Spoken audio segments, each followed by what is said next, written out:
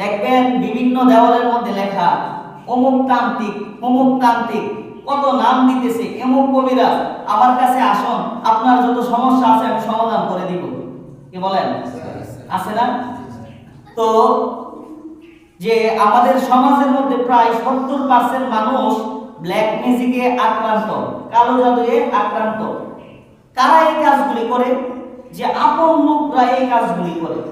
যে আপনার একটা সন্তান ভালো জায়গায় বিবাহ দিবেন, বিবাহ করাবেন, আপনার ভাইয়ের বউ চাচিয়ে কি করে? তাবিজ করে না সমাজের মধ্যে?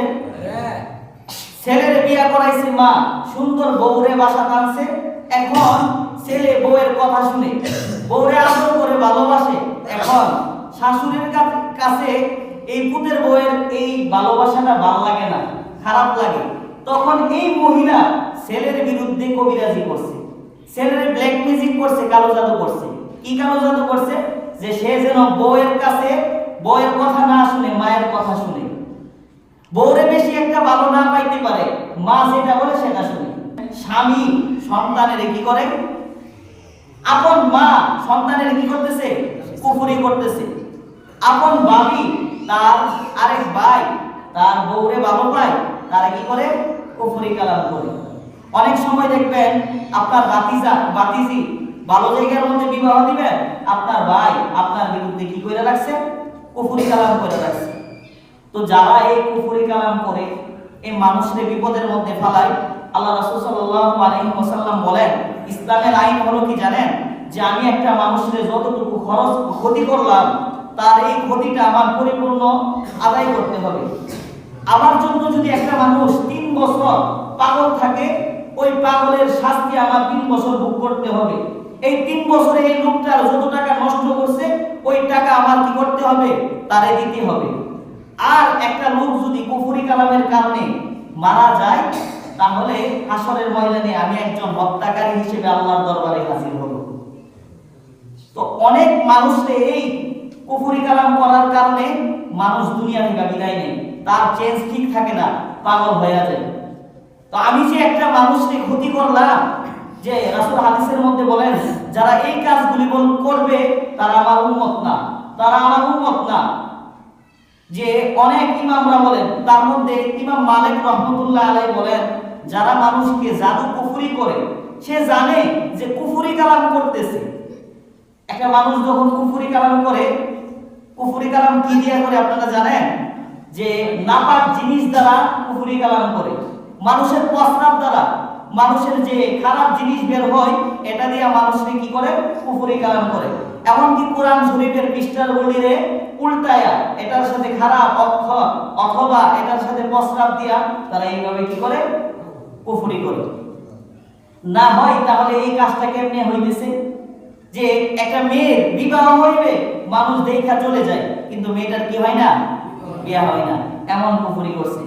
দেখবেন মাঝে মধ্যে যে মাছের ভিতরে দিয়া তাবিজ দিয়া গলার মধ্যে কি করছে? পানির মধ্যে ছাইরা দিছে। তো বিভিন্ন ইমাম যারা আছে, তার মধ্যে ইমাম মালিক রাহমাতুল্লাহ আলাইহি বলেন, যারা কুফরি কালাম দ্বারা মানুষকে কুফরি করে, তাদের একটাই শাস্তি, তাদেরকে হত্যা করা। তাদেরকে কি করা? হত্যা করা। আর ইসলামী শরিয়া আইন অনুযায়ী তাদের শাস্তি হলো কি? যে কেউ যদি এই কুফরি কালামের মধ্যে লিপ্ত থাকে বা এই কাজটা করে, যে করায়, তাদের উভয়ের শাস্তি হলো কি? তাদেরকে বলা যে তোমরা এই কাজটা থেকে ফিরে আসো। আর যদি তারা এই কাজটা থেকে ফিরে না আসে, তাহলে তাদেরকে প্রকাশ্য হত্যা করা। কি করা? প্রকাশ্য হত্যা করা। আমি আর আপনি যে মানুষের জীবনের মধ্যে যে একটা কুফরি কালামের জন্য 2টা পরিবারের জীবন নষ্ট হয়ে যায়। একটা ছেলে একটা মেয়ের 12 বছর পর্যন্ত প্রেম করছে, প্রেম করার কারণে তার সে বিয়ে করতে পারে নাই, তার বিয়ে হয়েছে অন্য জায়গার মধ্যে। সে এখন কি? যে তোরে আমি সুখে থাকতে দিব না, তোরে আমি সুখে থাকতে দিব না। তখন সে গিয়া কি করে? কুফরি করে। প্রথম করছে কারে? যে এই মেয়েটারে। তারপরে করছে কারে? যে এই মেয়েটার পরিবারের সবাইরে। এইভাবে যে আমি 2টা ফ্যামিলির মধ্যে অশান্তি লাগাইলাম, আল্লাহ তাআলার কাছে কি আমার যেতে হবে না? কি বলেন? যে পাগলের সুখ নাকি মনে মনে? পাগলের সুখ মনে মনে। যে আমি কিছুদিন সুখে থাকার জন্য একজনের ক্ষতি করব, আল্লাহ তাআলা কি আমাকে ছেড়ে দিবে?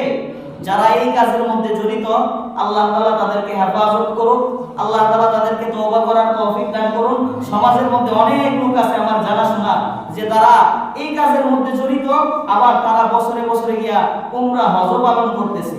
আবার এদের কাছে প্রশ্ন যে তাদের ঈমান আছে কিনা আমার কাছে সন্দেহ, যে একটা মানুষ যখন কুফরি কালাম করে তার পিছনের যত আমল আছে যতক্ষণ পর্যন্ত সে তওবা না করবে তার সমস্ত পিছনের আমল আল্লাহ তাআলা নষ্ট করে দেন।